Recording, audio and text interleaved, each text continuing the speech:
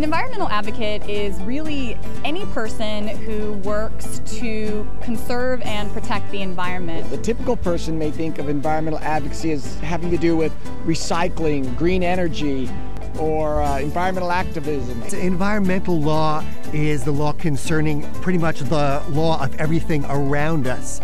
The air, the soil, the water, the plants, the animals. Environmental attorneys work in a range of areas, from government to in-house counsel to local law firms, or even for non-governmental organizations, or even international organizations. Environmental advocacy for an attorney is probably a little more broad-ranging than what we would consider for advocacy generally. It includes courtroom advocacy, of course, but it also includes legislative advocacy, regulatory advocacy, and collaborations between private and public entities, the private sector, private citizens.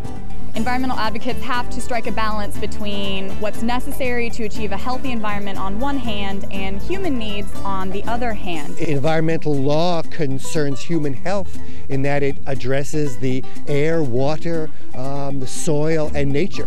While students are still in school, be it undergrad or in law school, there are a variety of opportunities that they have where they can make a positive impact on the environment. The Biodiversity Institute is the focal point of our environmental law activities at Stetson. It coordinates our classes, our scholarly activities, and our service projects. We have an environmental law society and a Go Green committee composed all of students that actually put into practice some sustainable environmental practices on campus.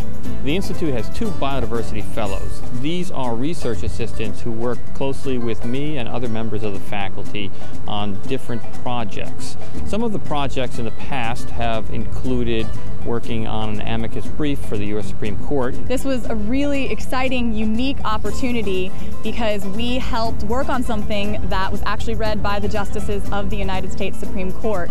It dealt with various wetlands issues in a takings case. It was a property rights case, really, about a landowner that wanted to develop his land, and he needed a permit to do that because he would impact wetlands. Some of our biodiversity fellows helped designate Corkscrew Swamp Sanctuary as a wetland of international importance under the Ramsar Convention, which is an international treaty that deals with wetland conservation. Students have the opportunity to actually get out on the ground and help impact the environment in a positive way by doing beach cleanups, invasive plant removals, plantings, various recycling initiatives. Many of us bike to and from work, take mass transit. I bike 14 miles each way to and from work every day. For students who are interested in pursuing a career in environmental law or environmental advocacy, Stetson offers so many opportunities to those students. Think about things other than just about the environment and just about law, and that will help you if you want to be an environmental advocate.